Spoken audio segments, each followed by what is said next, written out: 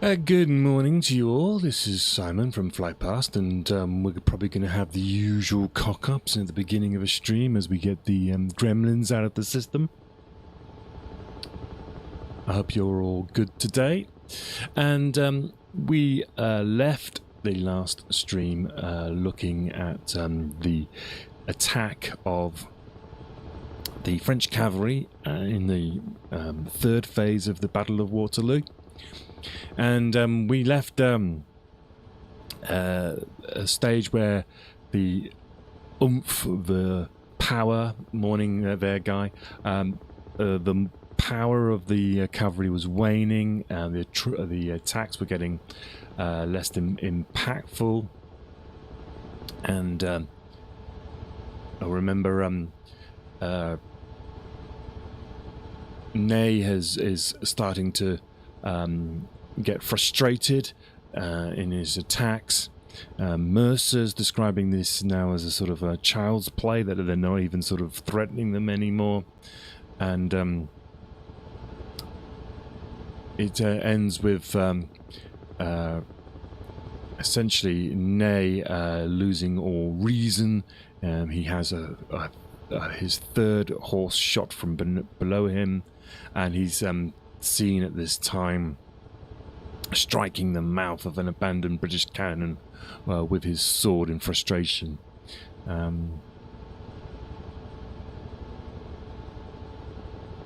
So the French attacks, the cavalry attacks, are waning, and it's this time that we also get reports that the French, so the Prussian 4th Corps, the vanguard is starting to pour out of the Bois to Paris, or Paris, maybe I should say. And these numbers begin to get significant. Remember, William Siborne, he was doing a survey of the battle about 20 years later, and he starts quoting figures around about 16,000 Prussians are starting to appear on the battlefield at that time. So I thought we'd take a little detour now, and we'll come across to this area of Belgium, which is to the southeast of Wavre. And if I just come around, we're flying over an area that's known as Dion-le-Mont, southeast of the town of Wavre. And why? Because this is where the 4th Corps of Boulou's, the Prussian army under the command of Boulou, is bivouacked for the night of the 17th and the 18th. And so I think it's quite important that we then have a look at this journey that the Prussians made on this day in order to impact the battlefield.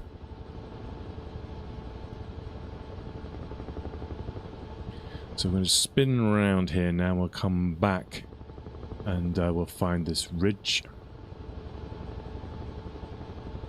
It's sort of like it's called Dion-le-Mont. There's Dion-le-Val. We're also here a place called Veur-de-Sarthe. This is the sort of area that the Prussians are. And if I just grab the map for you, we'll show you where we are. I'll just pause the helicopter. So we are, so the area we're concentrating on now is the area between 5 and 6. Hold on, we seem to have a warning here.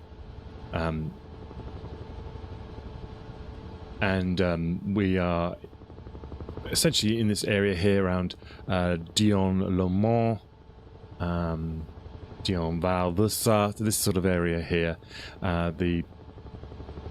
This is the area that the Boulou's 4th Corps will begin its day.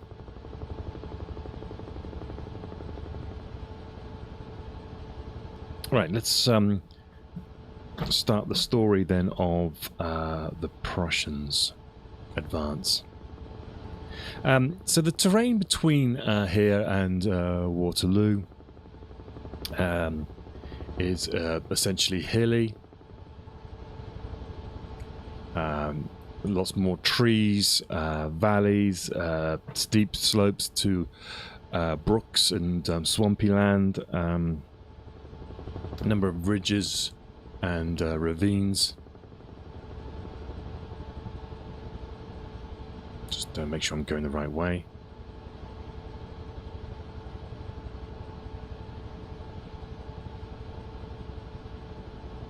Just head a little bit to the right here.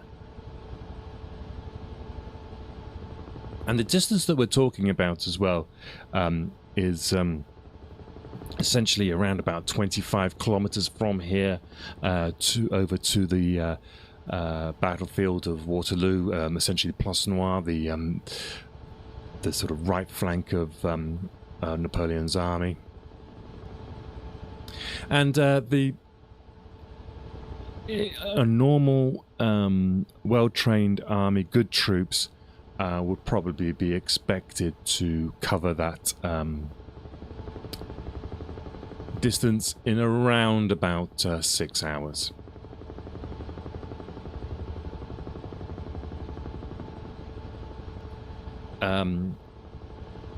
You would have thought as well, you know, with the urgency of the situation, maybe a little bit quicker. But Bulu's corps, who's tasked to lead the Prussian advance across the Waterloo, do this journey in 11 hours. So why was that? Well, I mean, we know that the conditions were pretty bad. It had been raining most of the previous day, and the slopes were like the tracks were unprepared, like mud chutes. So they were trying to bring up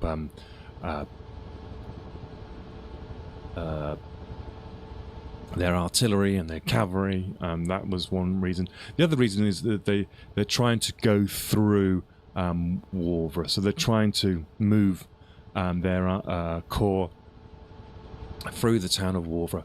They want to get onto the other side of the river Deal, so that their left flank is essentially protected by the river. They could, if I just pause and get the map out again, sorry if it's going to go make an alarm again, but you can essentially see that they want to be on, this is the river here, they want to be on this sort of north western side of the river, coming down Limal towards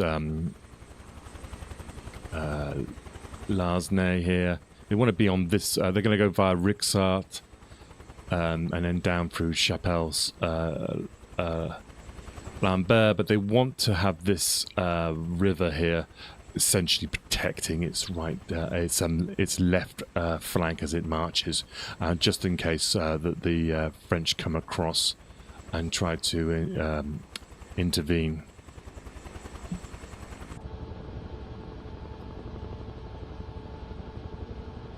So Bulu's corps is essentially made up of brigades of Lothin, Hiller and Hake, and so the vanguard is Lothin's brigade. They set it off first thing in the morning, followed by Hiller and Hake, and then followed by the artillery and cavalry, and then with Rissel's brigade bringing up the rear. Bulu tried to make sure that the wheeled transport was kept to the minimum in this advance in order to speed up the journey. But because of the late supply of arrival of supply trains, these soldiers are moving off at this time, essentially not having eaten. So they're moving across here now towards Wavre, and we'll follow their journey now from Dion Le Mans, which is just over here, and we're heading now into the town of Wavre.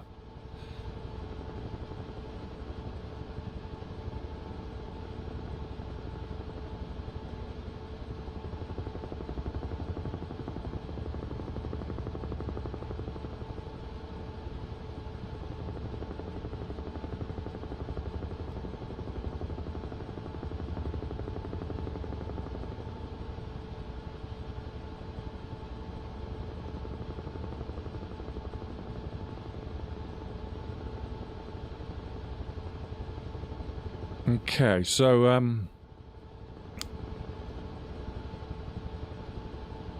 the troops are then going to set off on this basically a 25-kilometer journey.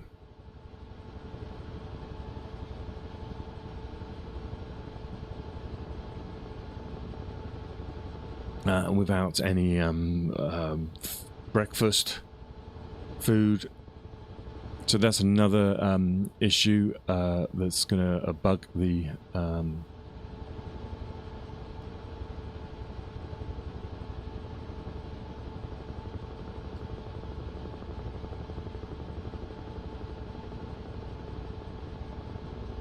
army. Sorry about that, I'm just a little bit distracted here. We've got some issues with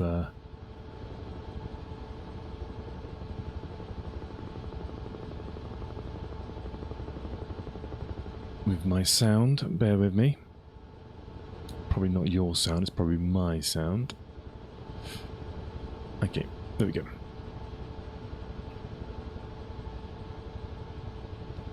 So delays involving the lead brigade's baggage trains means that then there's an impact all the way along the line.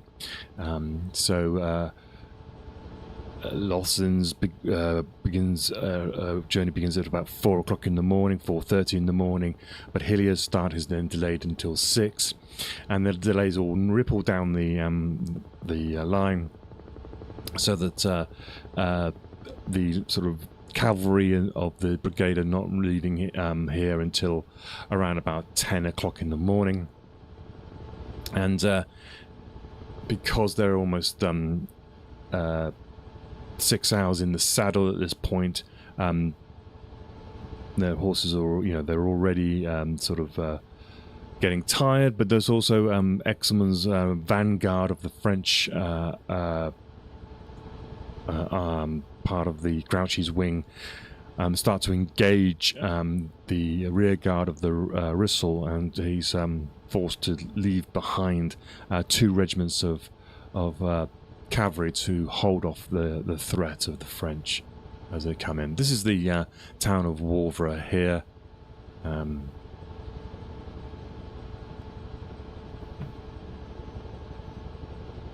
So the start has not been a great one, but it is a start. So if they were going to attack or also go straight towards Waterloo, it would actually be best to go on the sort of the left bank of the Deal, but because swollen river, because of the rains, they want to move across onto this northern side of the river and have it, as I say, as a protection against any French advances from this side over here.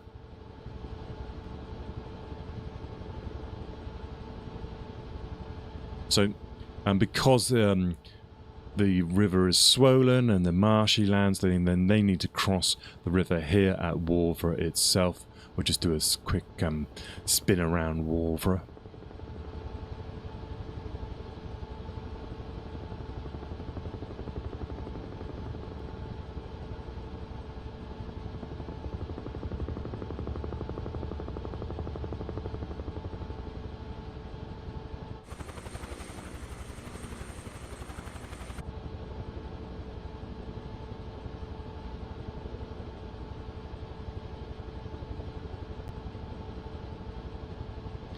And so they're coming through here at around about 7 o'clock in the morning of the 18th of June. And once the river or the stream is quite hard to see.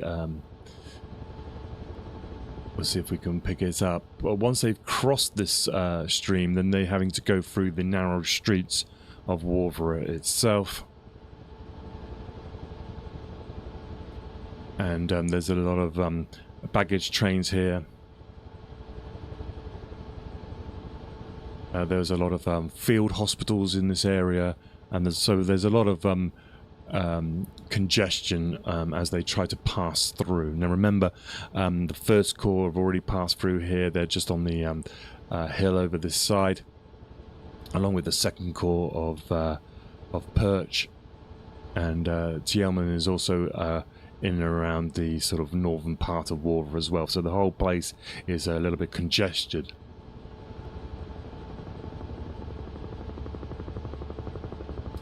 We get a steep climb out of the river. Let me just spin it around, hover it here, and we're sort of coming up out of the town, up this sort of steep hill at the other side here, towards Liège.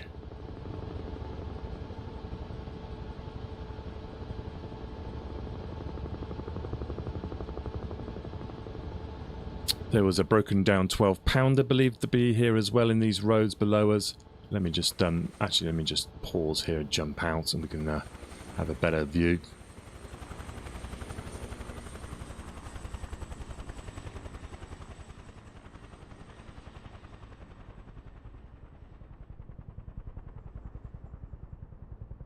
So we should be able to see the deal is not a significant river here, but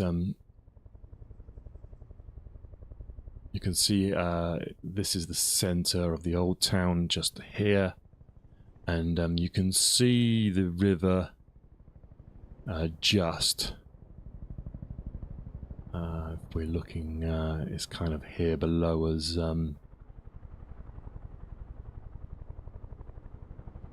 Sort of now. It's quite sort of built up, but you can just make it out there. So this is the sort of bridges that we're talking about here, and they're all trying to move up through these very tight streets.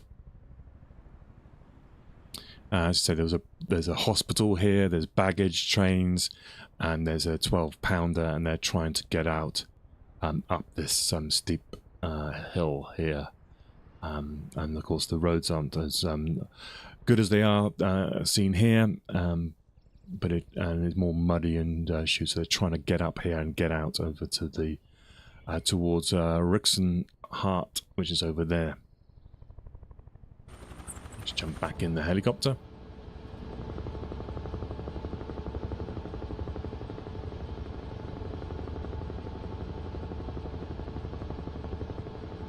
Now, Lostin's brigade would start to exit Wavre, and it's just at this time that a fire breaks out in the town.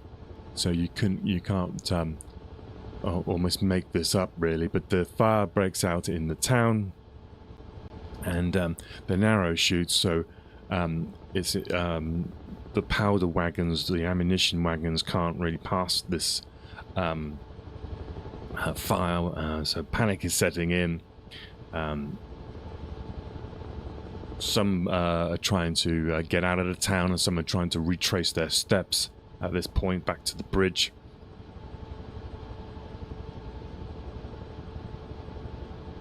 And unfortunately, there's a company of sappers in the vicinity, and they managed to control the flames, but that's led to another hold up here at this time.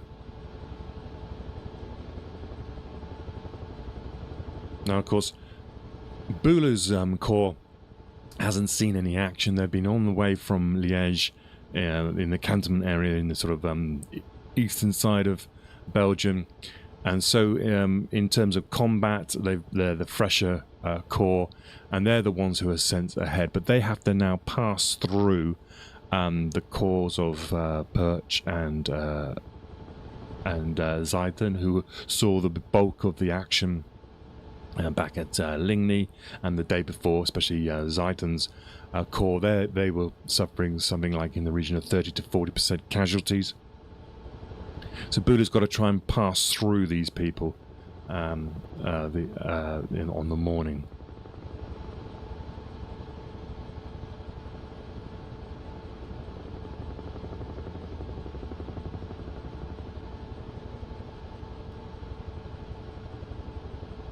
Let's just spin here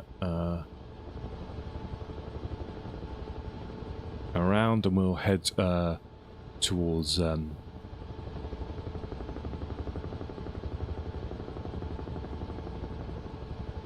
Rixenhart. So they eventually come out of Wavre up this slope here, and they're finding that the roads are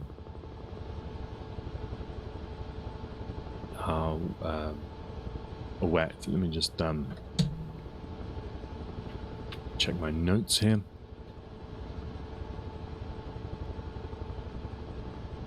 So they're winding their way up and out of Wavre up this hill.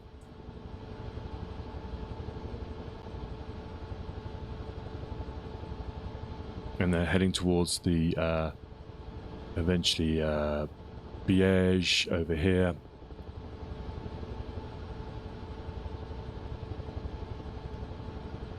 And Limal.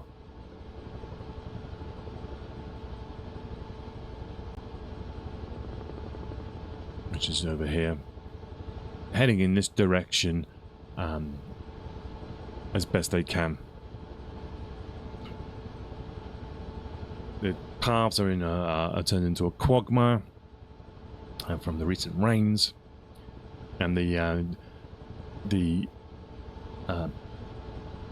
artillery has to be dragged by ropes.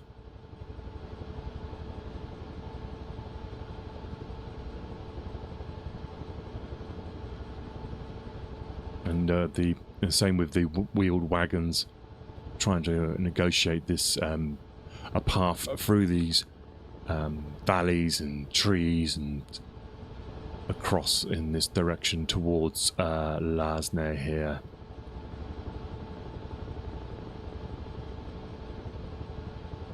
So we're following this road down here.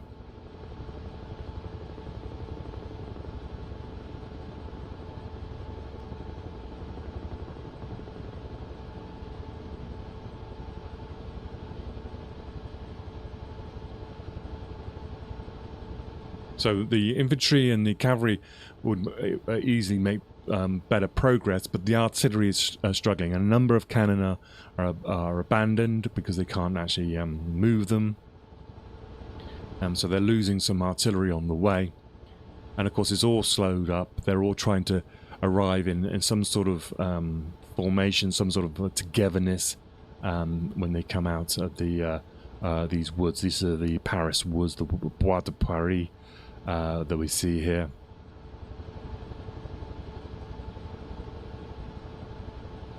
And it's around about 9 o'clock that the forward brigade of Lostins arrives at this place here, this Chapelle Saint-Lambert. And this is a point where they would the vanguard of this brigade would hold up, waiting for the stragglers to catch up with them. This is so we're talking about 9 o'clock in the morning, and by the time they get to here, so they've been on the road essentially for about 5 hours, and they've probably got about half the way to the battlefield of Waterloo. And you can see the battlefield of Waterloo over here, and where the white dot is, and so they're arriving here at 9 o'clock. This is just the first part of Bulu's corps.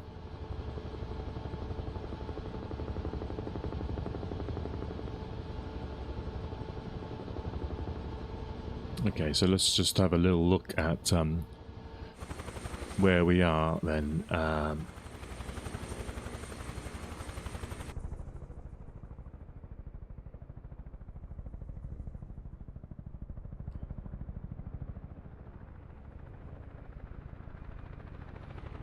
Just gonna scoot back quickly.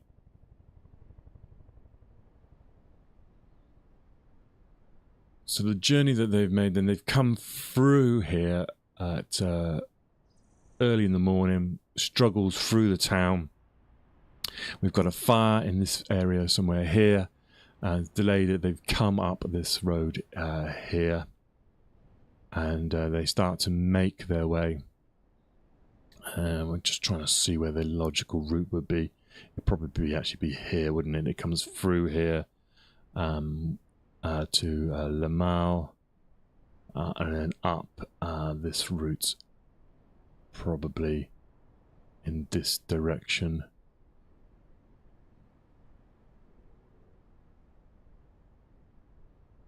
Until you get to Saint-Lambert. So this is where they would begin to wait for their infantry to line up and get their cavalry and artillery lined up as well. Now, the reason why I'm just going to scoot ahead a little bit here is that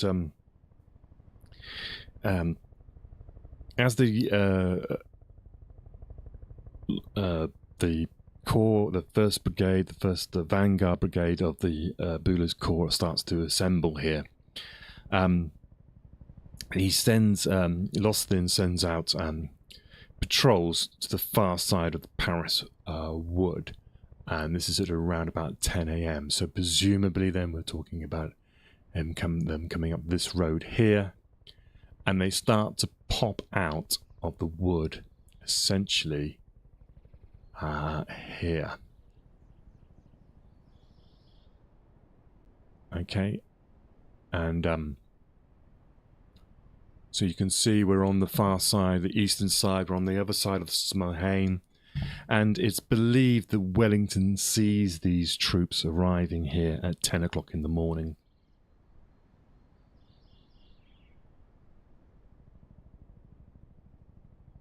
So the very first patrols are here, and of course there's a connection going on between Wellington and Boulou's corps. They've got liaison officers always riding over, checking on them, patrols and things like that. So they know that Wellington is aware at 10 o'clock in the morning. So this is, if you think about it on the time scale, this is actually before the attack of the French on Hougoumont, which we believe is somewhere in around about 20 past 11 to 12 o'clock. So it's an hour almost, or hour and a half ahead of the battle. And Wellington is already knows that the Prussians are on his are beginning to appear on his left flank.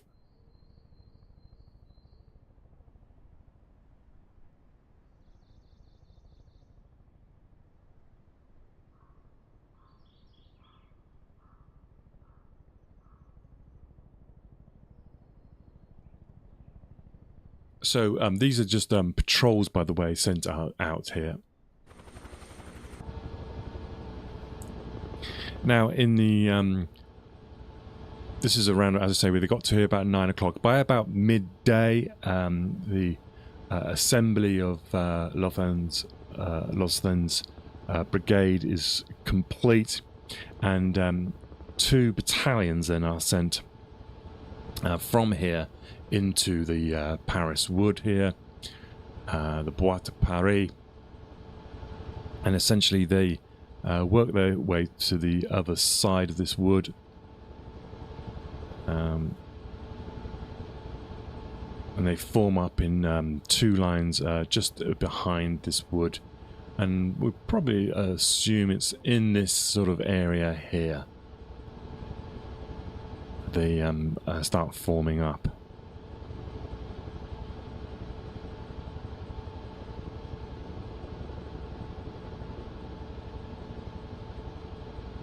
This is also this area here is also known as Fichemont, and it's described as quite a difficult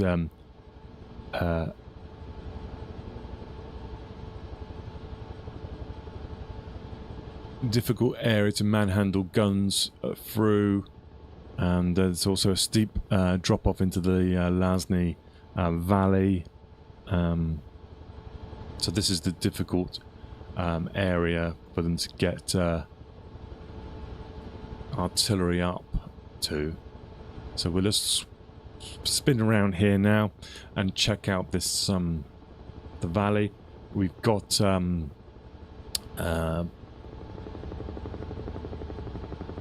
French position just here on the right.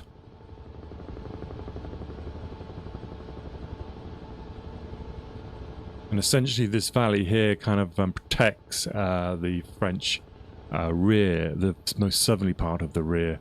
And this kind of defines the sort of the limit here of the Prussians' ability to go further south. But we're talking about this valley here as the sort of last obstacle that has to be overcome. Before the Buddha's Corps can get onto this sort of plateau of the battlefield.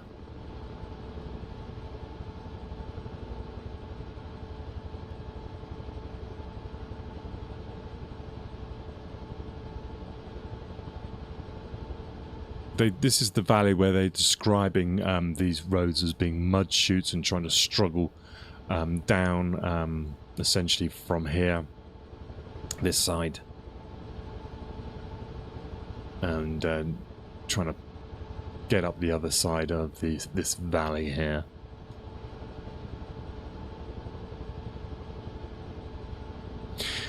It's argued by many historians. Peter Hochschauer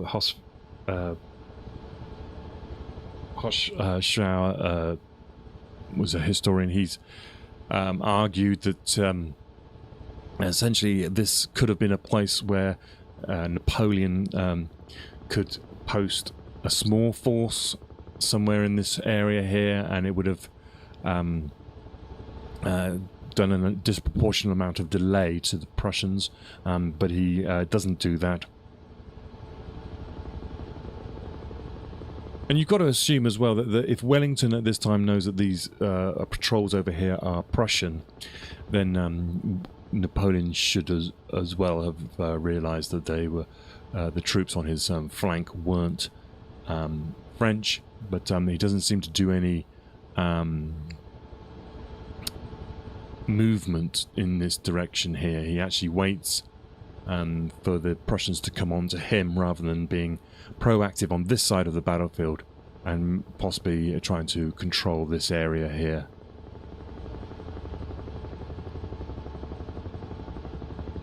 Right, so we'll leave that there for now. I'm going to take a quick break if you're watching live.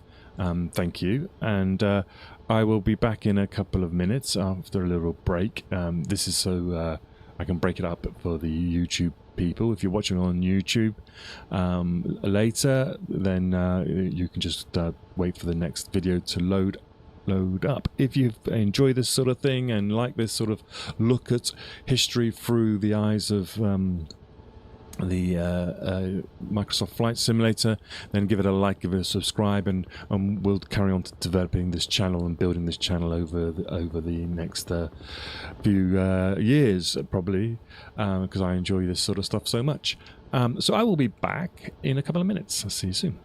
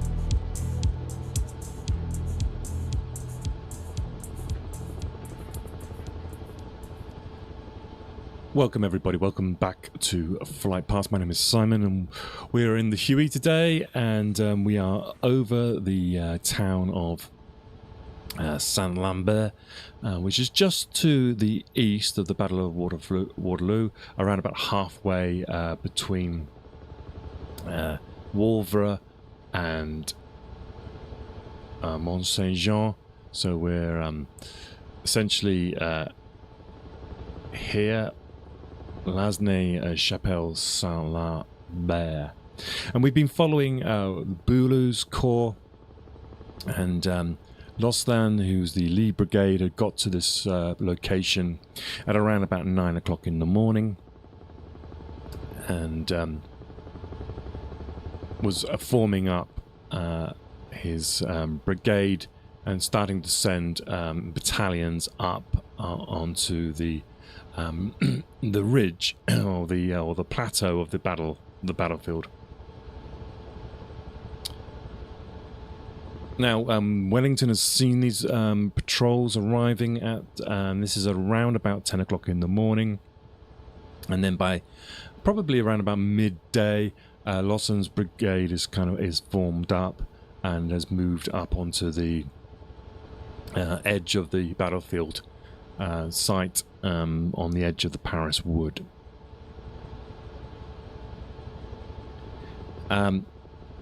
Boulou's corps is arriving. We then have Hilaire. He arrives as well, and Wellington. This means that Boulou, by the way, is essentially got his corps to this area here, and it's taken him around about 6 hours to do this.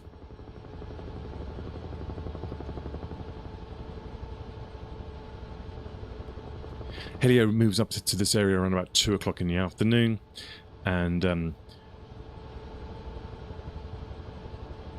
Rissel arrives at around about 3 o'clock in the afternoon, and he's the sort of the rear guard of the corps. So it's 6 hours basically, essentially, that he's got, and he's arrived in this area here. Wellington has been liaising with these people over the course of the morning. They're told, now Wellington is over here on this ridge over here, and he's told essentially that the Prussians will be impacting the battlefield around about 4 o'clock in the afternoon at this rate. And so he now knows that he's got to stand in defense of this ridge essentially for around about 5 hours if he stands a chance to be victorious. So we're talking possibly around about just at the beginning of the battlefield, the battle that these troops are becoming can be seen, which means at the beginning of the battle, when Napoleon starts the attack on Hougoumont, he is aware of troops on his right flank, and it's reported that when he's over here, we'll just go over to where he would have been, which is essentially the farmhouse of Rosson, which is around about here. So we'll just head there. It's reports that there's a body of troops seen in the distance at around about 9 kilometers away on the heights of Saint-Lambert. Now, those are probably the troops of Loslin's brigade popping out of the woods. So we'll see what how much that would have been true.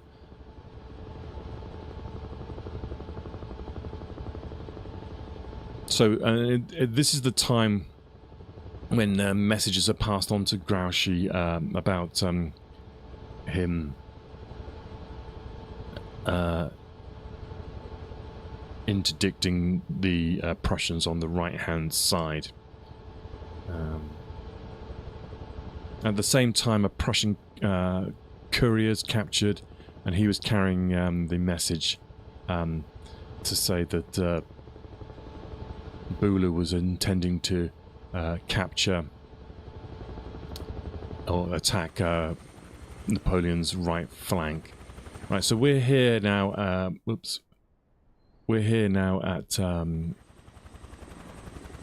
Rossomme, essentially. Down below us here is Rossomme Farm. This would have been Napoleon's sort of headquarters on the day. Now, not necessarily, these trees are not necessarily here. Now, the heights of Saint-Lambert is essentially, you can see over there in the distance. And so somewhere around here then, either he sees it or someone sees it for him. Essentially, you could imagine that someone's here. And they can see, when they're talking about the heights of Saint-Lambert, they're talking about that sort of yellow hill here over this side. So this is where Prussians are seen coming out of the woods. And this is essentially around about midday. And the message is going off to Grouchy saying, like, okay, we've now learned that the Prussians are going to try to attack Napoleon's right flank. And a postscript is added to the orders to Grouchy to say for him to move to join Napoleon in order to prevent the Prussians from affecting the battlefield. Now that would mean that Grouchy would have to come over this way. It's essentially coming through, attacking the flank here, and Grouchy, of course, is all the way back this way. So he would have to come all the way through these places here. But Grouchy was in the morning, he was back here at a place called Walheim. I can't see it, it's around here somewhere.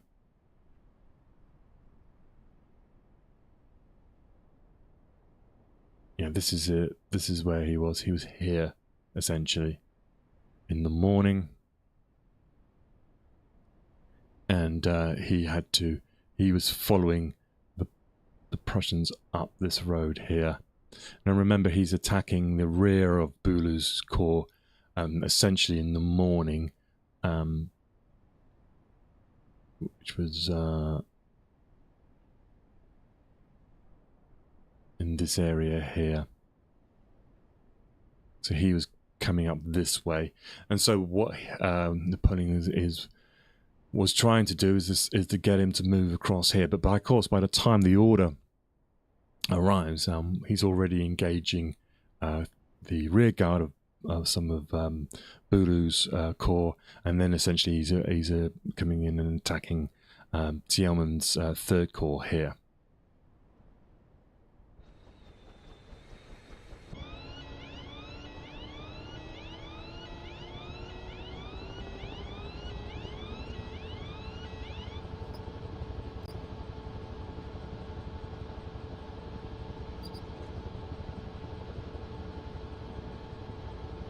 So it would have been obvious probably to Napoleon at this point that there was no way that Grouchy would stop at least Bulu's corps getting onto the battlefield.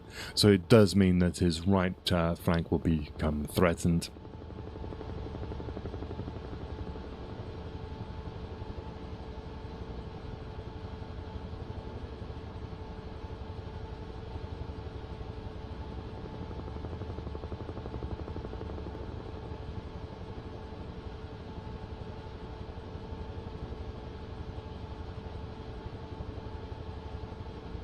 The first orders start to occur to send back here in reserve, by the way, is the Imperial Guard, and there's also Lebau's corps, and Lebau's corps is the first troops to be essentially sent across over here to face the Prussians. He has 2 divisions of cavalry under Suburvi and Dommer. They move towards the Paris Wood, and 2 divisions of infantry under Zimmer and Jenin. They followed shortly afterwards. So he starts moving his, essentially his beginning of his reserve in the direction of the wood. Let's just fly over there.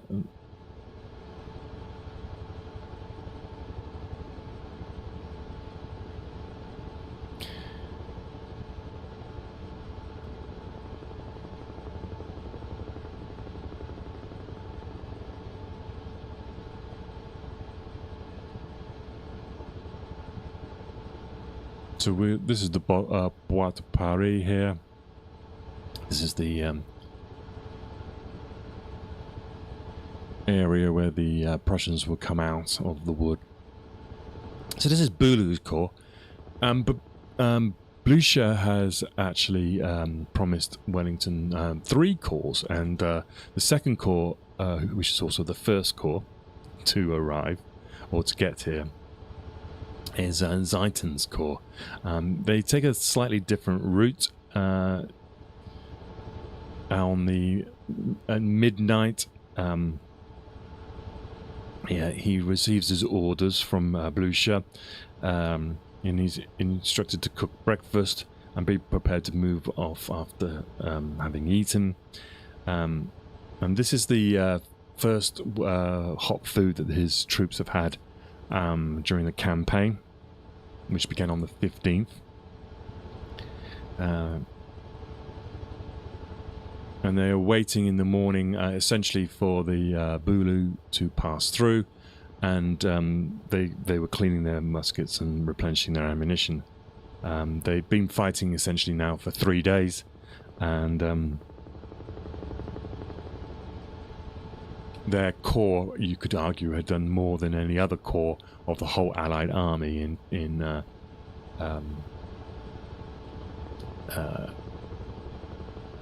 denying the French a victory.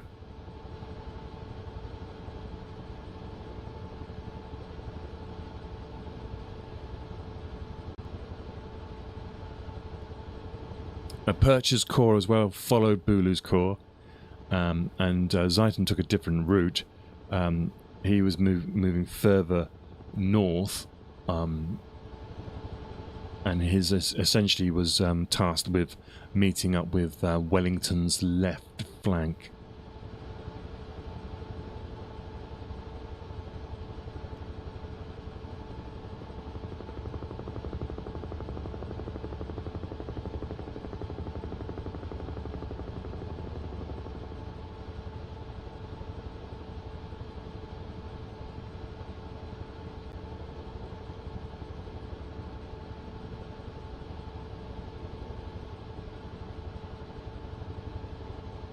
And what we essentially get here is, because Perch is moving his corps at the same time, there's a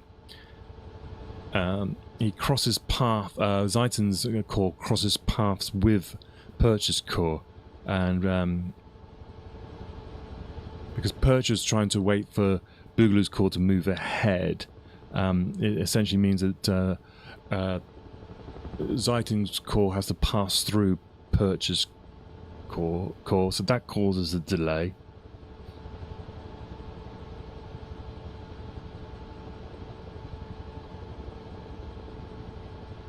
And so they're starting off from here, but they would take a different route. As I say, they're moving on the Froidmont Road, which is essentially, if we just swing back here now, this is the area here where Ziethen was. He has to move his corps through elements of Purchase corps going down this road here, but he will head essentially further north.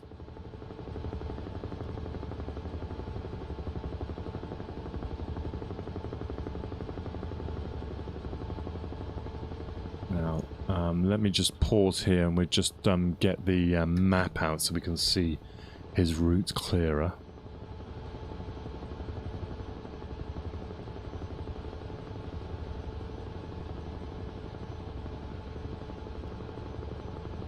So from so from what I know, it's Freudmund is here, just near Rixensart.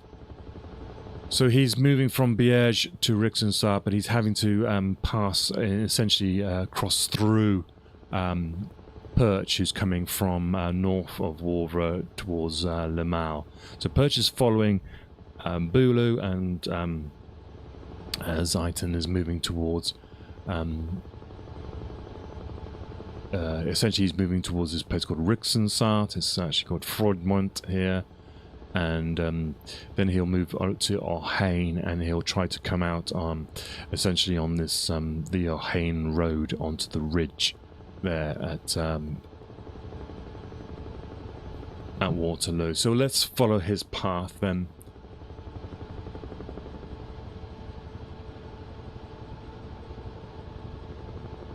So essentially, he's moving a little bit further to the north. He's not going to Le Mans, which is down here.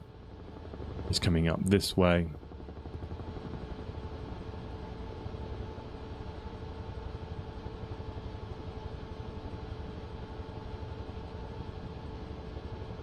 And essentially, he's coming across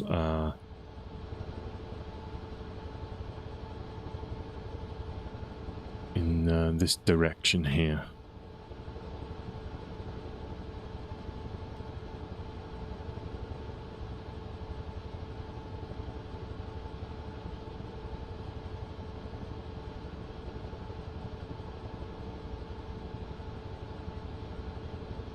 His the delays that happen means that his vanguard is reaching this the edge of the battlefield before his even his rear guard has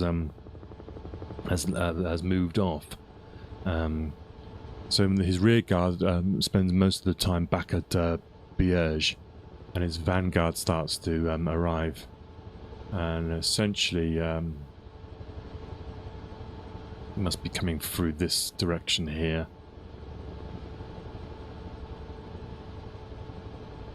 So we can see the town of Waterloo now on the right, just there where the dot is.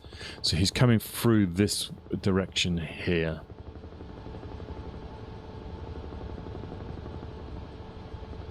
And it approaches through, it's called essentially the valley of the Smohainbrook. I wonder if they mean this valley here.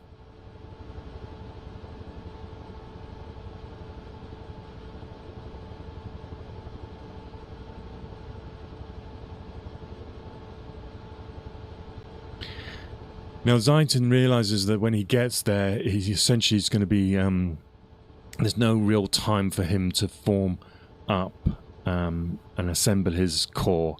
He's literally going to, as each battalion arrives, he's going to have to commit them to the battle.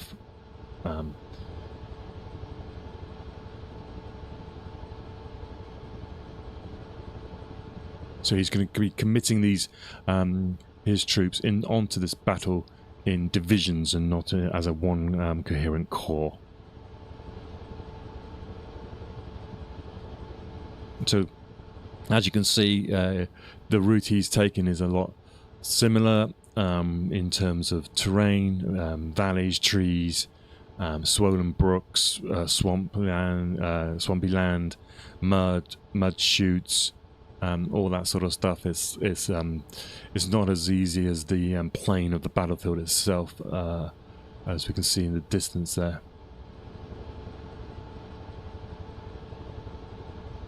And the soil is this sort of heavy lime, sort of clingy, cloggy mud.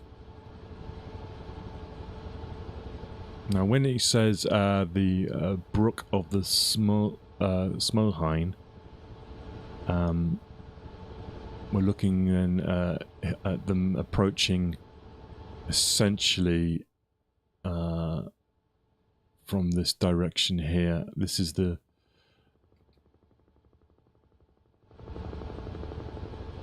This is the ridge of Mont Saint Jean coming up. So let's just pause here. We'll jump out here and see if we can identify this. I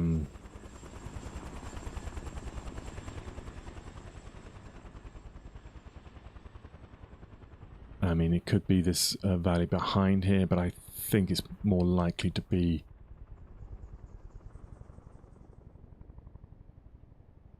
essentially this is the valley here. This is the valley of the Smohain here. So they're coming along this route here. So we're slightly a little bit too north. And they will come out essentially at Fichemont and La Haye and Papelotte. So they're in this sort of direction here. Possibly even coming along this road on that ridge. The description is via Arhain in the valley of the Smohain Brook, and the brook ran from the Papelotte farm.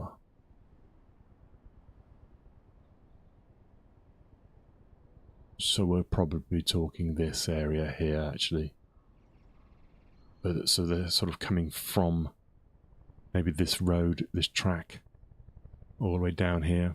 Somehow this seems maybe the direction that they came from. So we're flying a little bit to the north. Let's just correct that a bit. Let's just try going left a bit. So we're talking about the first corps of the Prussians. They're essentially arriving a little bit later. They're kind of arriving. Boulou's corps will be coming out of the woods over here. They're tasked with attacking the right flank of Napoleon. And we're talking about Ziethen's corps now, who are entering the battlefield in this sort of area here. And essentially they're tasked with joining up with Wellington on this ridge just here, following this road here. This is the Arhain road below us now. And this is known as the sort of it's a sunken road. It's kind of the main line of Wellington's position. So this is where Ziethen's corps will be trying to move in, and this is why Wellington can move his resources from this flank later in the afternoon. After the French infantry attacks, he can pull his troops back to his central position, which is essentially from this road onwards here. Because Ziethen's starting to arrive on his left flank.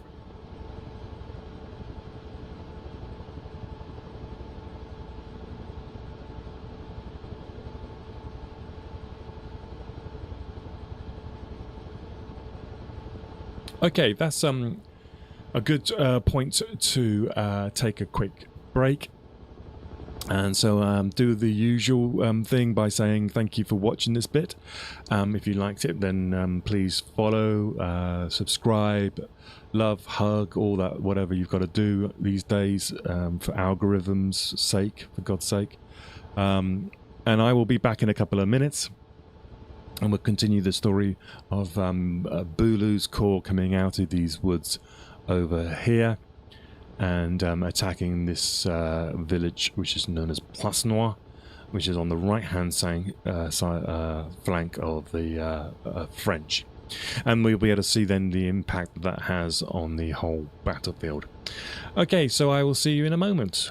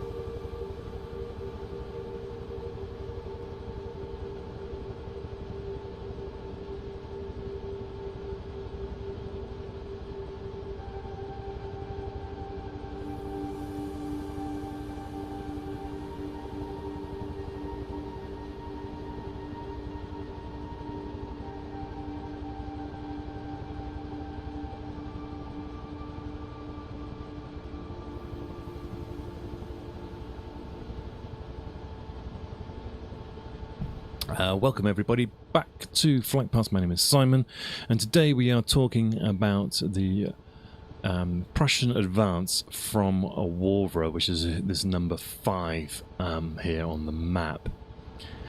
And we left Boulou's corps essentially at this place. They were forming up in this Lasnay, Chapelle Saint-Lambert area. And they'd send, and what he does at this point is interesting. He sends out patrols southwards. First of all, so he sends patrols westwards and southwards from the position here at Lasnay to basically ascertain Napoleon's position. And he also the patrols he sends to the south head towards essentially this area here called Maransart and Kiru down here. And what Boulou's trying to do is ascertain whether Grouchy is coming across to join up with Napoleon, and hence be a threat to his flank. He doesn't want to engage Napoleon at this stage if he's going to be flanked by Grouchy. So these so this area is to the south. Let's jump in to the helicopter and we'll move down in that direction. So you can see Saint-Lambert is over here. This is essentially where Boulou's corps is forming up, and we're heading now down here. And he's essentially trying to find where Grouchy is, whether he's got any sizable force in this area. And you can see how difficult it is, this terrain. Even if Grouchy could get here, this valley here, the Deal River, is essentially quite a formidable physical structure, physical piece of terrain that would make it difficult to attack him. But he's sending off patrols back down into this area to find out where Grouchy is. Now, when he comes over this way, the patrols are picking up some French cavalry patrols, pickets. They're essentially being sent from Grouchy, who's in the direction of sort of south over Wavre, but they've been sent over here to make contact with Napoleon.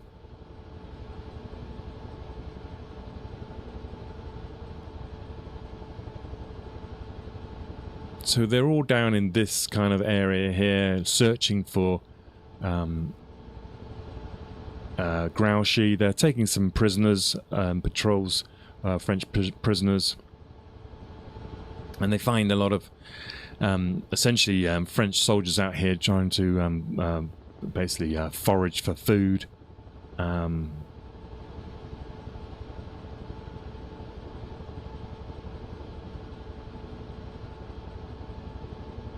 And they learn from these people over here that essentially Napoleon has got is engaging Wellington, and he's got his guard with him. And Boulou essentially now finds out that essentially his left flank is not threatened currently.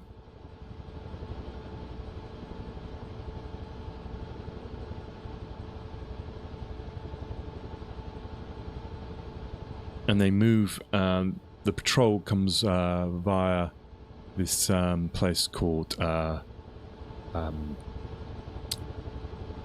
Maransart. Now Maransart is here, so it's just to the east of Place Noire.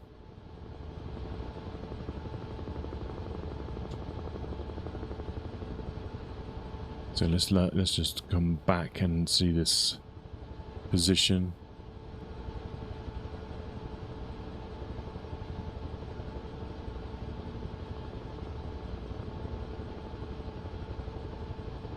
Oh, here we go. This is Saint-Lambert. So this is where the Boulou is.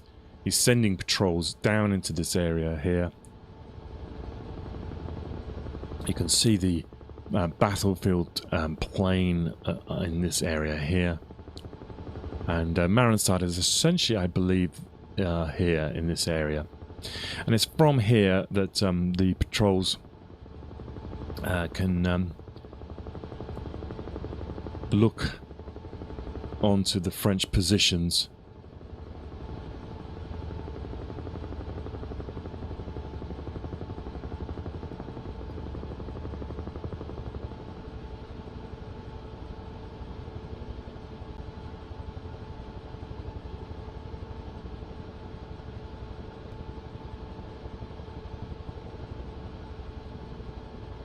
Now, what we're going to do is we'll see if we can find that position. So we've got the battlefield over here. And essentially what I'm trying to say is that the Prussian patrols come right down to the south of Napoleon's position, and they actually are popping out. It's reported that they actually are almost at Napoleon's headquarters of Le Caillou. So I believe here is Marenstad, and we got Fichemont essentially over here, and this is the area that the Boulou's patrols are checking out, and they can come up to this position here and they can see the French on this ridge up here.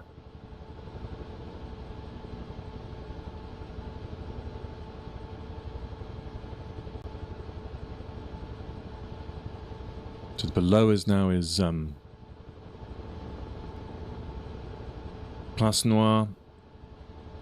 And I believe that they have reports of the Prussians coming at least up here. And what we're looking at, I think, where the white dot is now is the farm of Le Caillou, which was Napoleon's headquarters the previous evening. And so the Prussians had actually come out, were patrolling back here. So they could essentially see the area of the French reserves. Now, Fichemont is just here. Sorry, Place Noire there.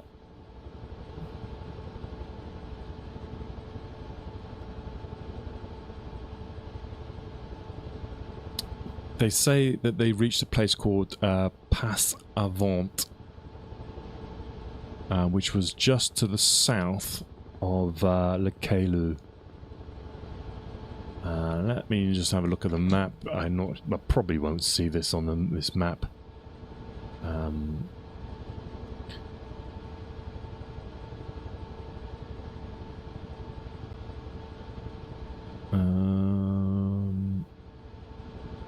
But this is Passe Avant here.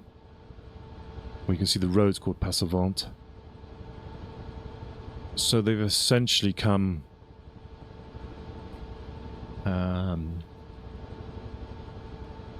this building here is right in the middle here is Le Caillou, and so they're actually they're just south of Le Caillou farm. So let's go to that area, which is just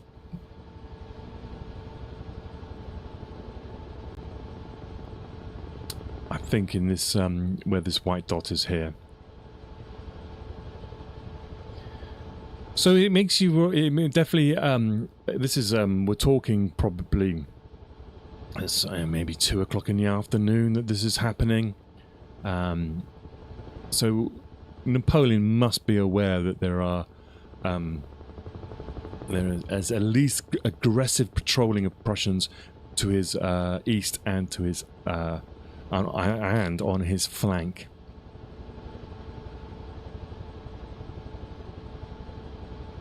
So essentially, I think that this is the area here, sort of a Down here is Lekelu, so we're talking probably here. Let me just pause, jump out, and see if we can see this properly.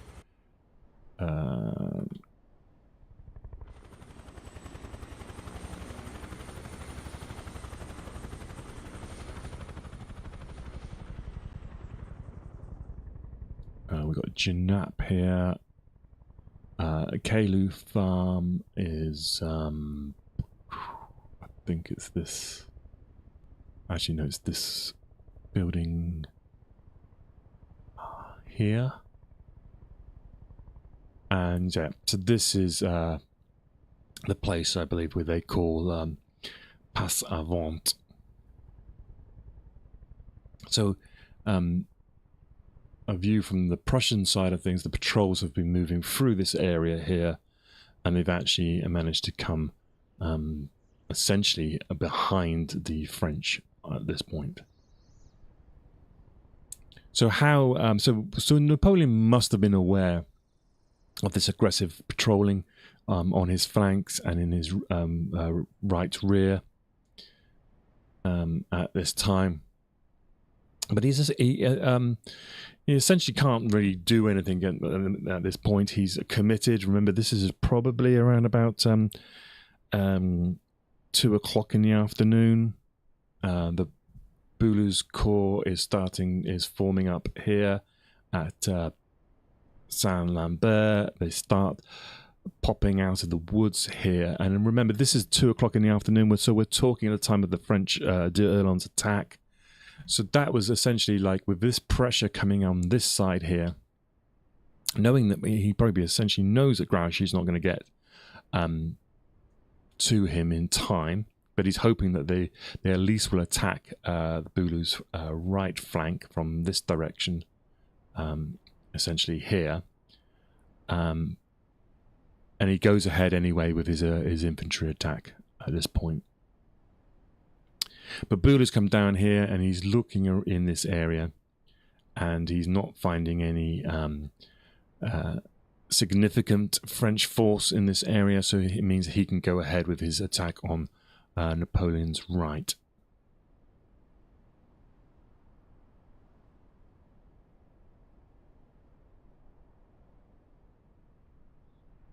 And so, yeah, in context then, remember this is the time when the French begin their infantry attack on their right flank and on to Wellington's left flank. So that means that they are confident when doing this attack that they're not going to be attacked themselves from that direction. So remember that at that time there's not a significant force over here, and of course it's all. And there's all like numbers, isn't it? It's like how much is it a threat? What sort of size are we aware of? There's French patrols going everywhere. There's Prussian patrols heading in different directions. So at this time, at 2 o'clock, French go ahead with their infantry attack, which we covered in the previous stream up here. But what you do get a sense of is that both Napoleon and Wellington are aware of the Prussians on their right flank. And what does that mean? Well, it increases the resolve of Wellington. He knows that he's probably got to defend the ridge for around about 4 or 5 hours at least. And it also means that Napoleon thinks he's got to get this battle over and done with as quickly as possible. And so that is probably one of the reasons why some of the decisions that are made from that point are rash. And Ney's attacks are uncoordinated with his infantry. There's a lack of coordination between the different arms, especially on the Ney's side of things. So that might be one of the reasons why, is because of the pressure, the visible pressure is building up on their right-hand flank.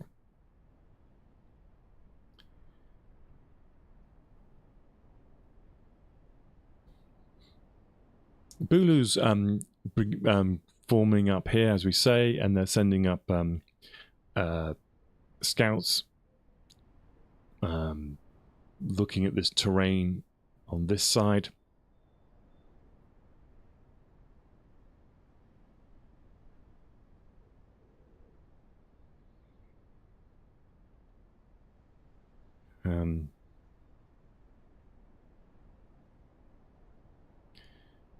And the amazing thing is that they're not finding any French presence in this section of the woods here.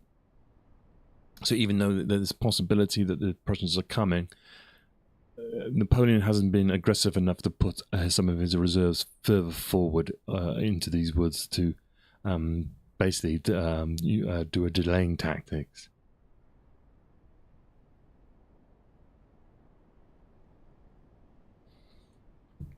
Around about this time as well, we hear that Prussians meet up with some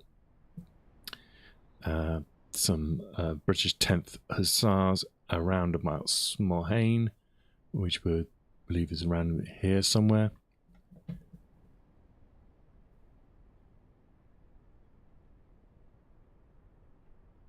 And this is the message that then that Wellington is now definitely sure that the Prussians are on his flank. The problem is, of course, at this point, there's two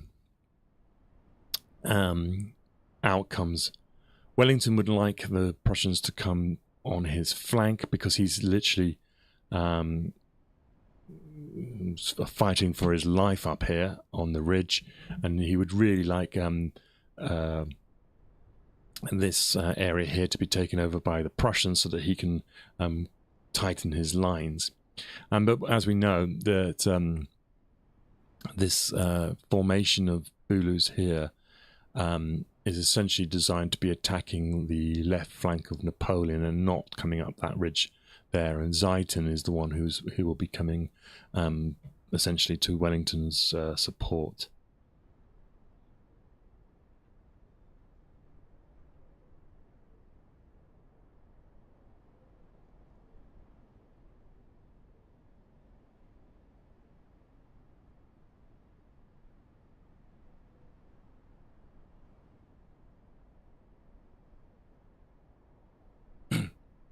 So, we talk about the genius of Napoleon, but we're deeply concerned about his conduct during this campaign, especially.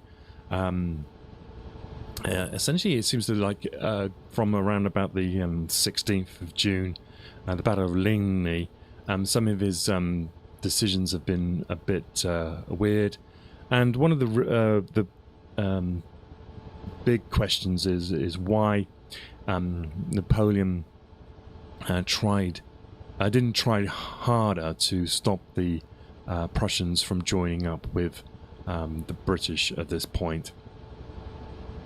This is essentially where we are now. This is the area here where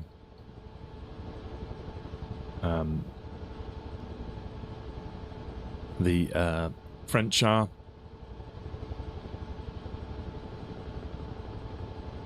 And why is it that Napoleon doesn't move some like Lobau's corps, for example? Why wasn't that corps moved earlier to the right-hand side? There were some obvious choke points that would have happened if they'd gone over to the edge of the woods, of the Paris woods, essentially in this area here, or even to this the defile of the river at Lansney, would have caused a significant delay to the Prussians joining up with Wellington. And you can see over there, by the way, someone has just taken off. Looks like from Brussels. So if you are, by the way, on Flight Simulator, you can join me. I'm just south of Brussels. You'll find me flying around in the Huey, and you can come and join in and look at the battlefield as well. So yeah, why didn't Napoleon send Lobau's corps out here earlier to harass the join up? That is one of the the great questions of the day.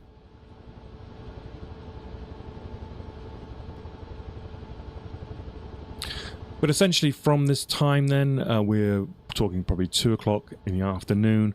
There is now a direct line of communication from the Prussians to Wellington at Mont Saint-Jean.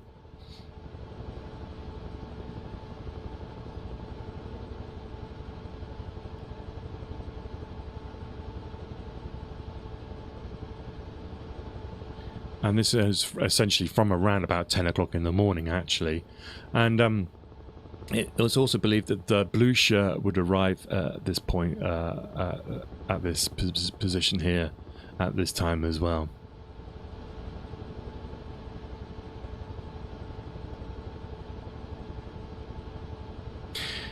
Essentially, at the time as well, this is believed that the Wellingtons, some staff of Wellington and Blucher's hold a conference around this time in the morning. And they start discussing the plans for the day. And remember, this is probably just before the battle begins. And basically they had 3 possibilities. They had the first possibility was that if Napoleon were to attack Wellington's right, the Prussian army would move via Ohain to join him. Or secondly, if Napoleon were to attack Wellington's centre and left, then the Prussians were to advance on Napoleon's right. And finally, if Napoleon turned to face the Prussians at Saint-Lambert, Wellington would advance against his left flank and rear. Now, essentially what happens is the second one happens there. Napoleon will begin the attack on Wellington's left. And so the plan would have been for the Prussians to come up on the flank of Napoleon. But one of the interesting questions there as well is that Napoleon might have benefited here by doing a pinning action on Wellington and turning essentially turning his forces around to face the Prussians coming. That's a decent enough argument, because you could argue as well that would Wellington leave his position here to advance on Napoleon's flank. He is known to protect his good positions, so that's another possibility that may have happened. But essentially what happens is that the French do not turn on the Prussians, and so you do have that thing where they are attacking the centre, so the Prussians would attack the right front, but because they've also got pressure on the left flank here, Ziethen will come along the ridge to give Wellington some support.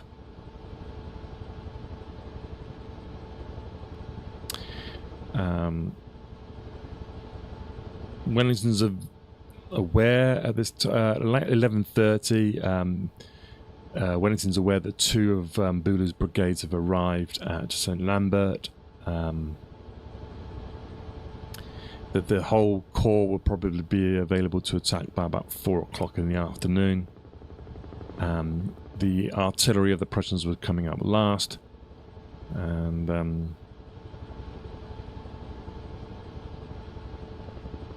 and so it's argued that Wellington knew exactly how long he had to hold out for. That essentially, if he could hold out until 4 o'clock in the afternoon, the pressure on Napoleon's right flank would become so great that it would weaken his ability to use his reserves against him on this ridge here. Right, that seems like a good place to take a quick break. And when we come back, we'll continue the story of the Prussians arriving here at the Battle of Waterloo.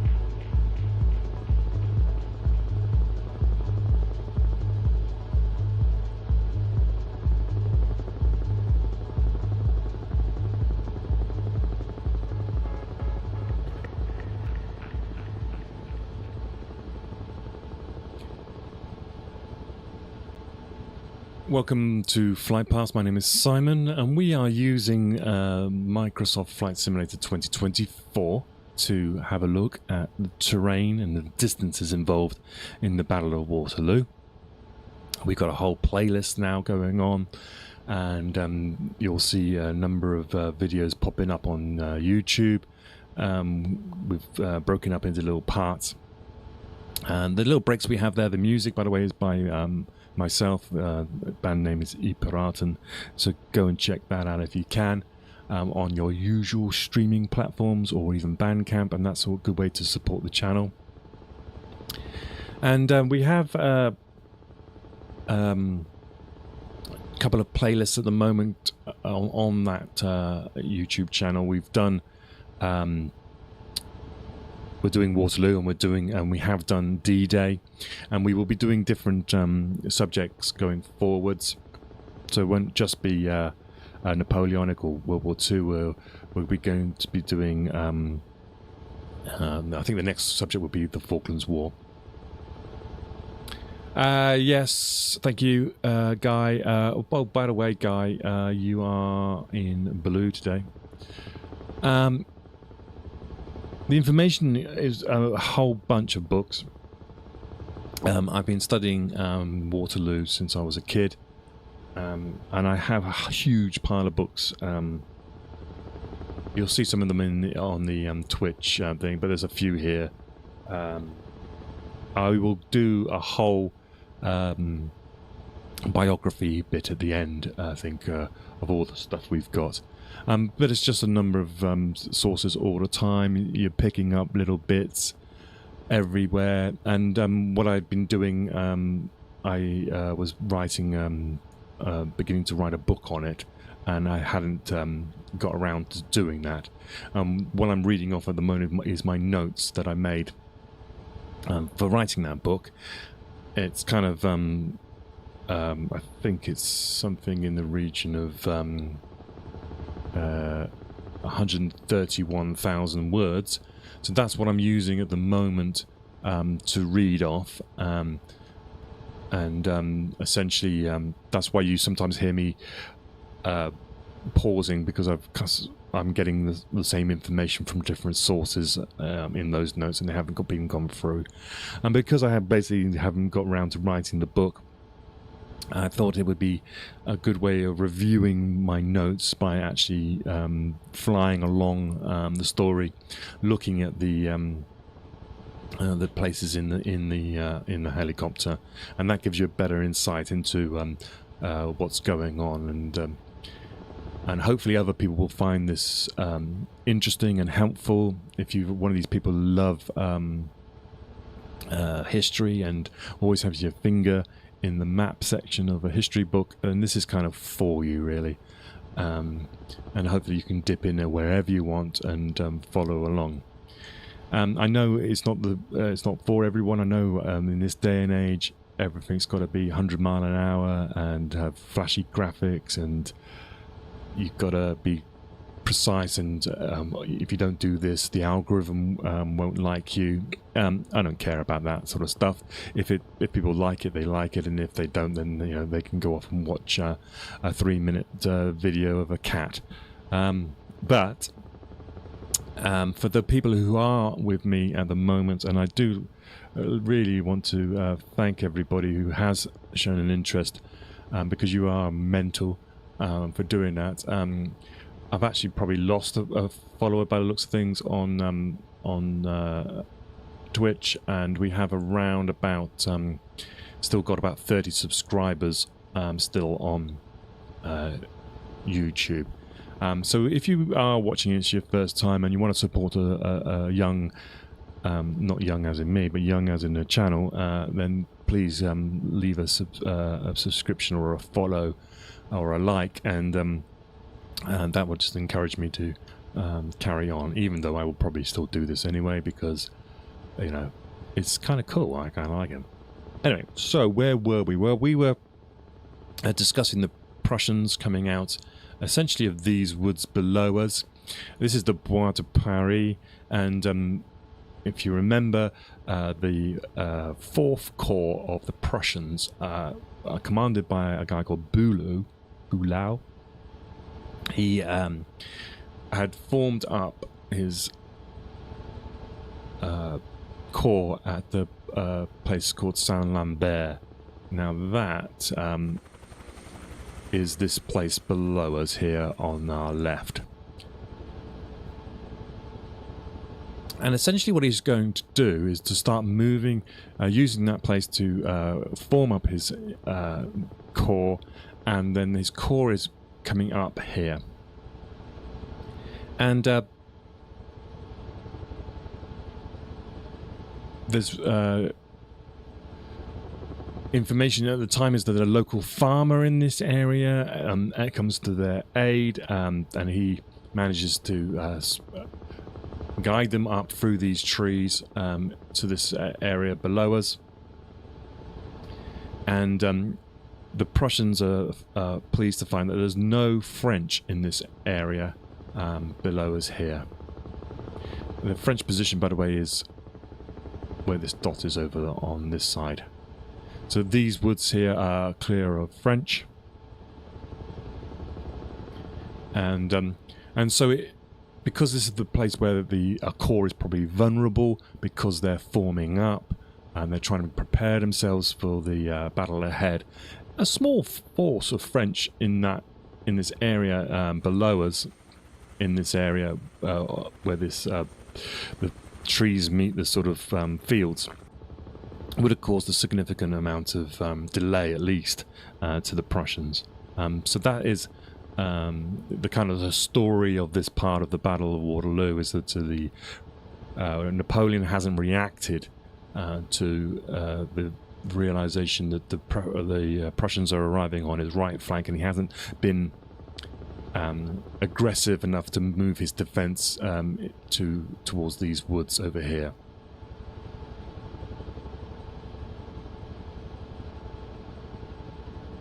It's even noted at this time that the Prussians will start to form up essentially in these woods on the left, and they actually start to come out on the far side of the woods.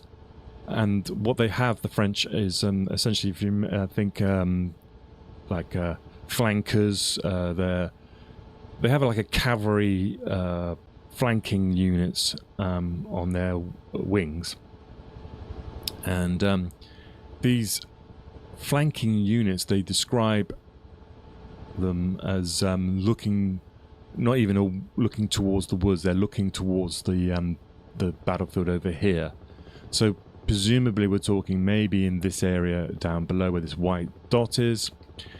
We've got the sort of right flank of the French. You remember d'Erlon's corps is in this area here. They're not even looking this way. They're looking towards the ridge up here where Wellington's position is.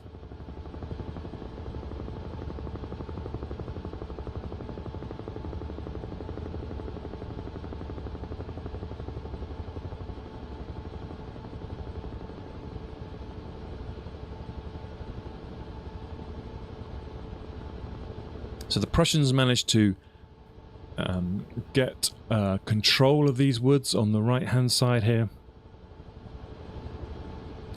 And it's from this that they can build their platform to attack the French.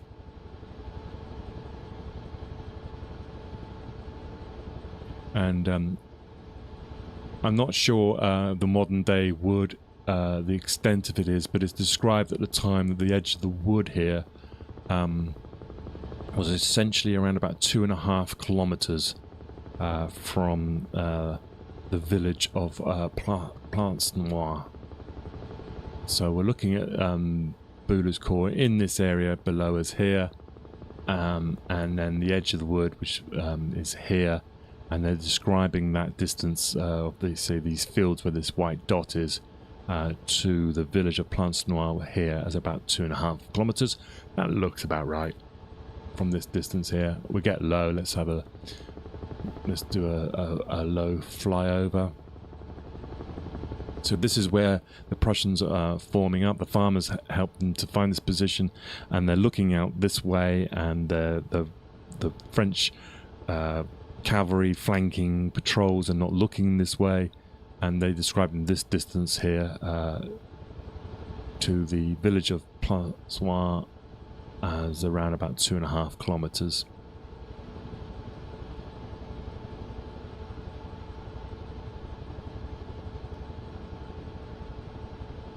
It's about right. Maybe the woods have been cut back a little bit. But it's about right.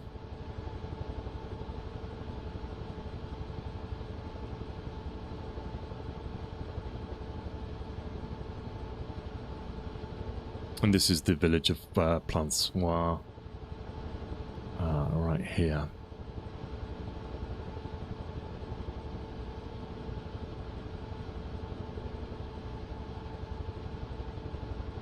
And we have La Belle Alliance just here on our right.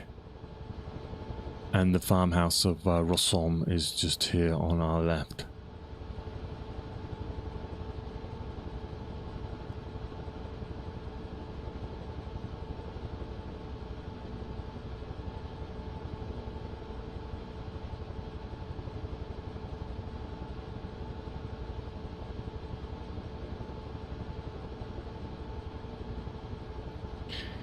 So let's spin around then. So the Prussians are coming out of that wood and they're beginning to form up into their formations, preparing to attack.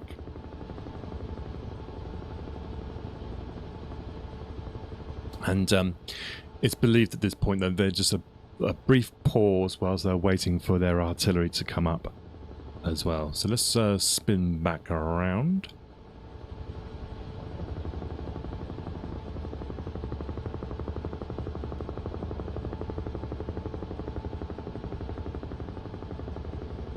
And then we'll do, you can see from this side, so this is Prussian here. So we're talking that they're coming out and they're forming up over here where this white dot is.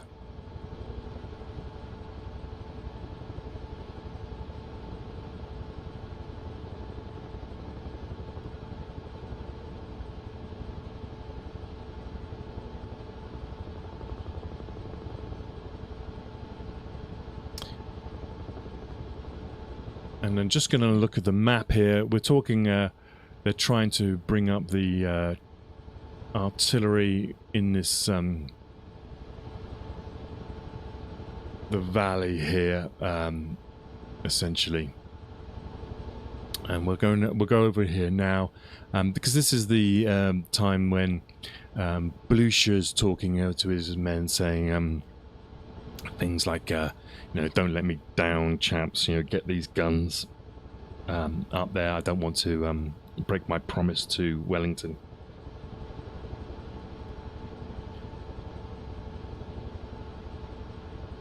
And these roads are, you can imagine, thousands of troops moving up them, cavalry moving up, the rain and the sort of the chutes of this these roads here. So let's go and have a look at that.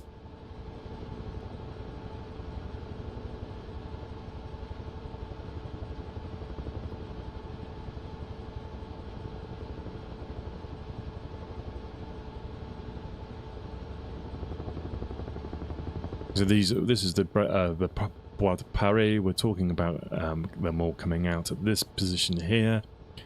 And they're waiting now just for the artillery to arrive, and they're coming up this see out this steepness of this valley. Let's dive down so we get a good appreciation of this terrain.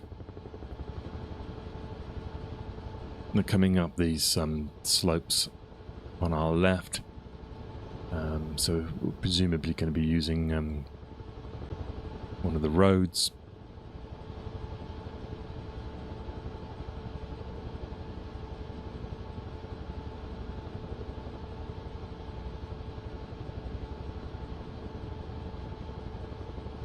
This is the obviously the, oops, I think we're going up this road here. See on that one there, we just passed it. That's probably the road that we're talking about.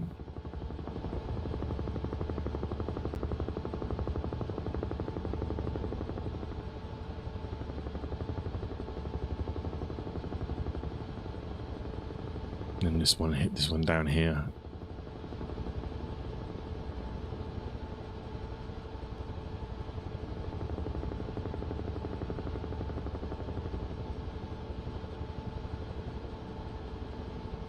Difficult terrain, just pause there, but there's difficult terrain to organize in, so you're trying to get your troops up as quickly as possible, but you really do need an open ground to start getting into any sort of fighting formations.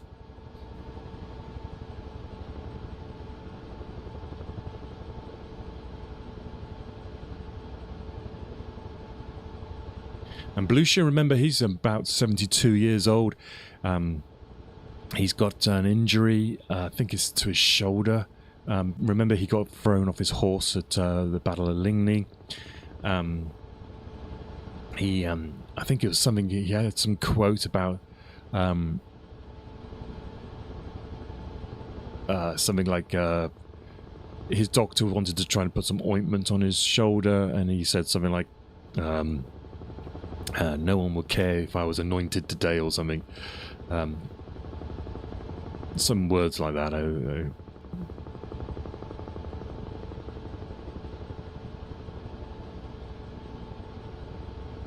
So all this time that these soldiers are here, they're at the sort of probably edge of this wood, and they're forming up into formations.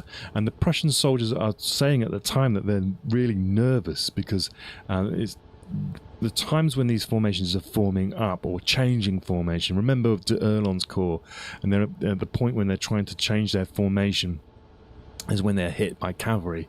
And so the Prussians at this point are really nervous about being interrupted by the French. So again, it's one of those what if stories. What if Napoleon had moved some of the corps of Lobau to this edge here of the trees rather than allow them to come onto Place Noire, then the story might have been a lot different. Because essentially what there is a resource fight. You're trying to use the least amount of forces to contain a threat on this flank. The more forces you have to use, the more forces you have to move from your reserve, your Imperial Guard, out over here to the right, and then the less forces you've got to attack Napoleon up at the ridge.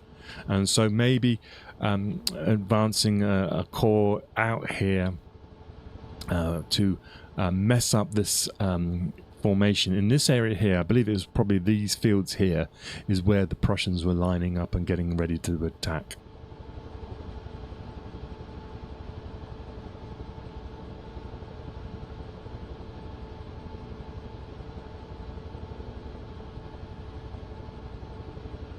So Napoleon is just taking a complete gamble that he'll be able to fight Wellington. And remember, this is the same time that he's getting messages from Grouchy saying that he was at Wollheim. So there was no possibility at all that Grouchy would be able to get to him by this day.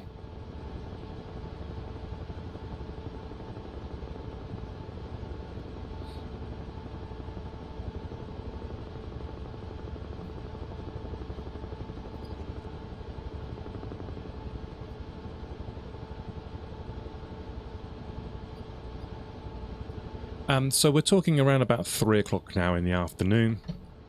Sorry, I just have to get my notes sorted. And Lostan, the lead brigade, is coming out. And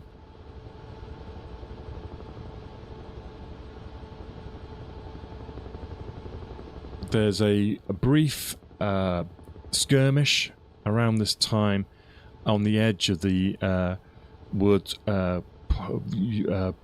involving a cavalry screen. and it clashed with a French patrol that have obviously been sent out here to check it out. And this is when Colonel Count Schwerin, I think is how you pronounce it, he's killed. And this is essentially the first officer to be killed on the battlefield.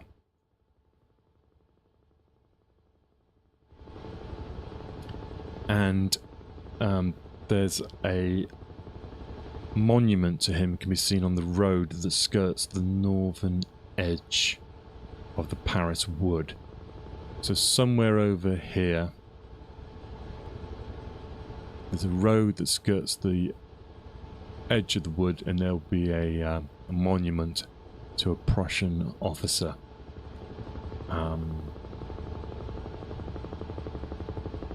If we could find that monument, we would know exactly where we are. So I'll do a quick Google search.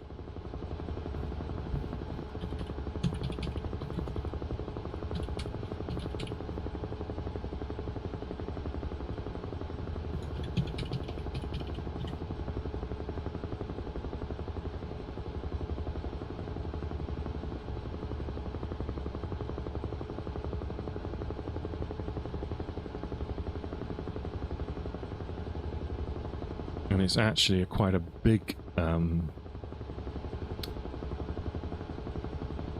monument.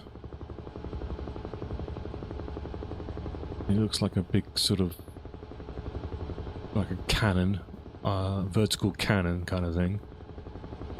I am not finding out where that is.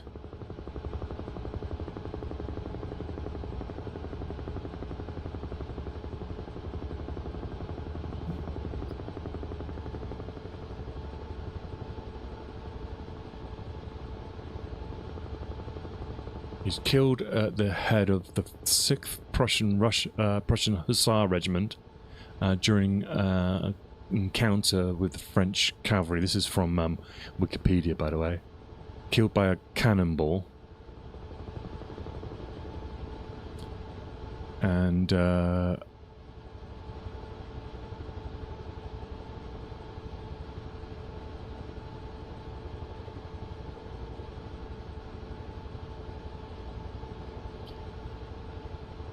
it says it's located on the Rue de Veur Monument in Lasny in the province of Walloon-Brabant. So let's pause here and just see if we can find that on our map. It's actually called the Rue. There we go.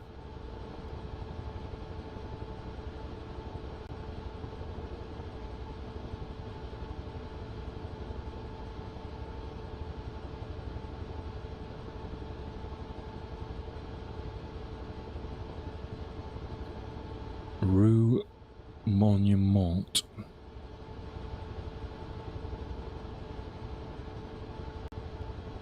Rue de Vue Monument. So it's the road of the monument's view or something. Somewhere in this area, anyone can see it. Go a little bit.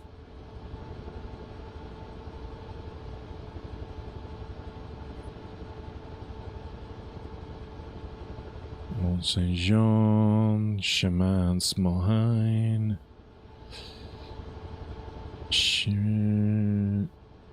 Somewhere around here.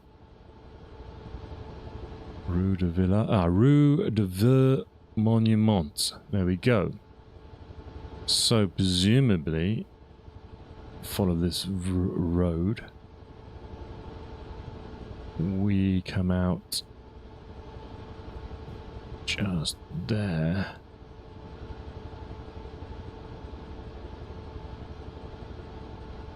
So we come up from Lasny in this direction. So let's see if we can find that. And we'll probably end the stream on this subject. So we'll just do a little bit of a sweep. Where are we now? We are we're almost on Genappe. Let's spin back around this way. So yes, we're coming to the end of this stream now. We've been going for almost 2 hours. So whilst we try and find this a location, I'd just like to say thank you very much for watching, and I hope that you find it interesting.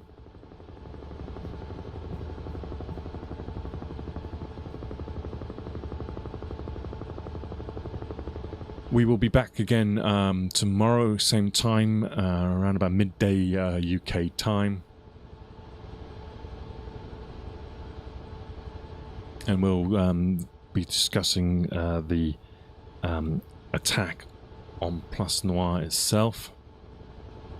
So we're just going to finish this stream. We're just going to look at the... see if we can find this monument. And that will give us a good heads up to where we are. So the patrol had obviously come quite a long way into this defile area, and we're heading over here to this place here. And it looks like the road is just to the coming out in this part here. So we'll just head there. We'll jump out when we get there and have a look.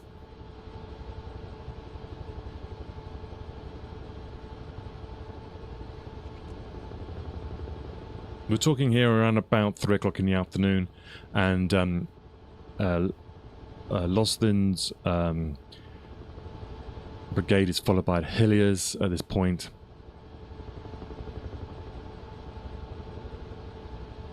And then followed by Hake.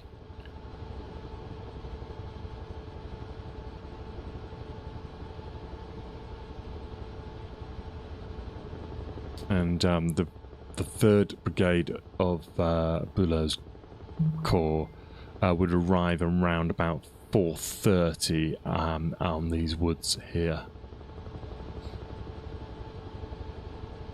And the artillery would begin to arrive at about 5 PM on top of the on the border of the wood and the fields. And then the rear guard would arrive at around about 5:30.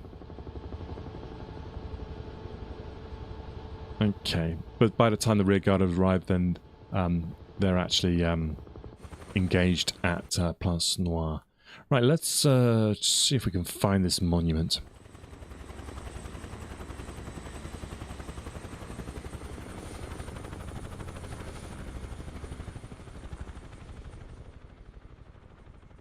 So we're at Lasnay, and I think it's this road here.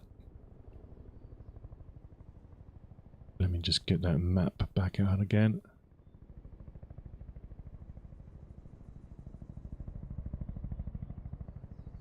So the Rue de Vieux monument is kind of on this side. I think we're talking this road here. Possibly this one. Sorry, I'll move a map for you.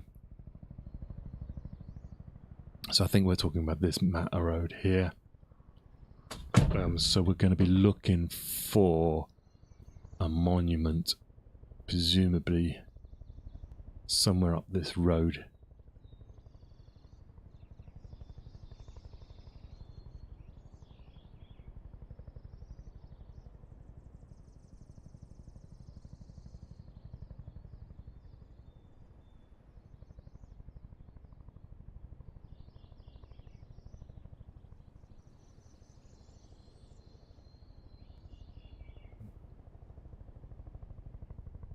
Oh, it would be great, wouldn't it, if I finished with actually finding the thing.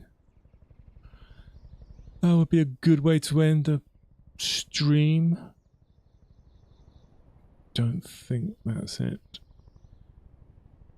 And we're losing the road here somewhere in here, is it? Oh, it comes out here.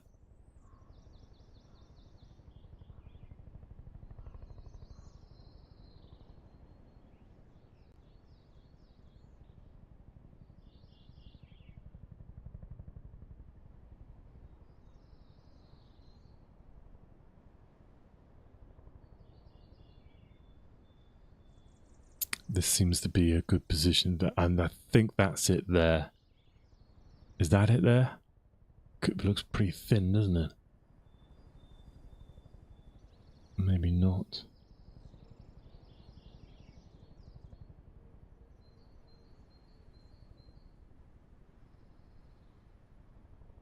Could it be here?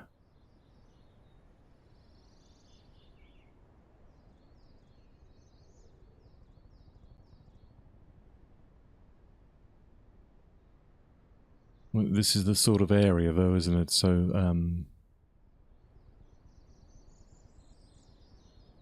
not easy to see. It is photogrammic imagery, so if it's here, we should be able to see it.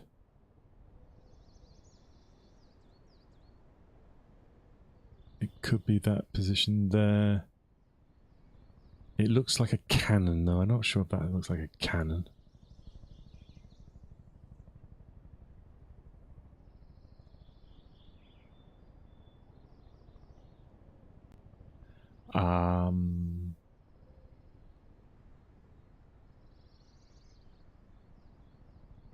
But this is definitely the road, I think. Let me just have a quick give you the...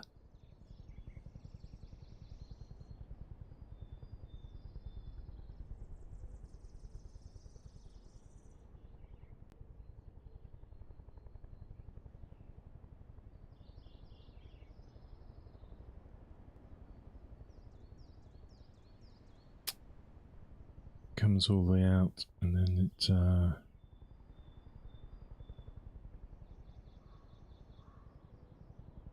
well, it seems to sort of come around this way, so maybe we've gone too far.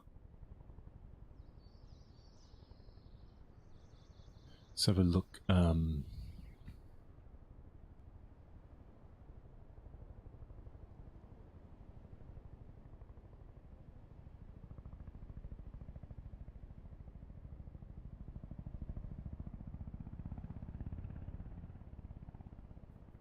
So that seems to be the road there, comes up here, and then there was another road over this side, which is called the same thing. And this one comes up from in this sort of direction here.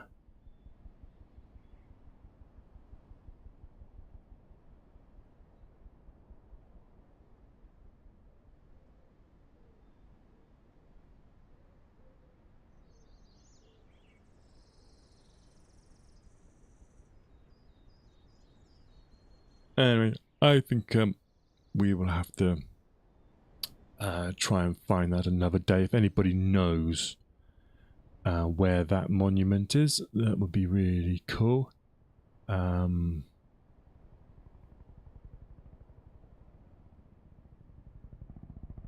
It's definitely in this sort of area here. So the road comes up, splits here. This is the left-hand side. Comes up this way.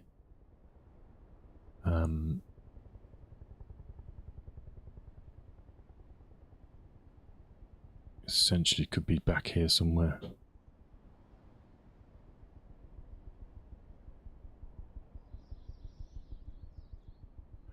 I can't find it. I'll let one more sweep of you guys being able to see. But essentially, this view to monument is this road here. And so somewhere along here is a monument that looks like a cannon. A vertical cannon.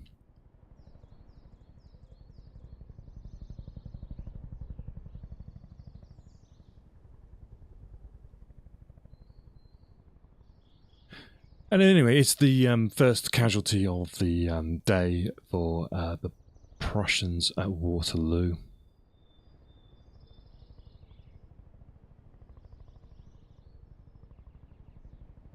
It would just be nice to sort of see it, but I can't find it. But let's not be obsessed with it. This is the sort of thing you see me, I will be doing later trying to find these things. I love these sort of reconnaissance sort of missions.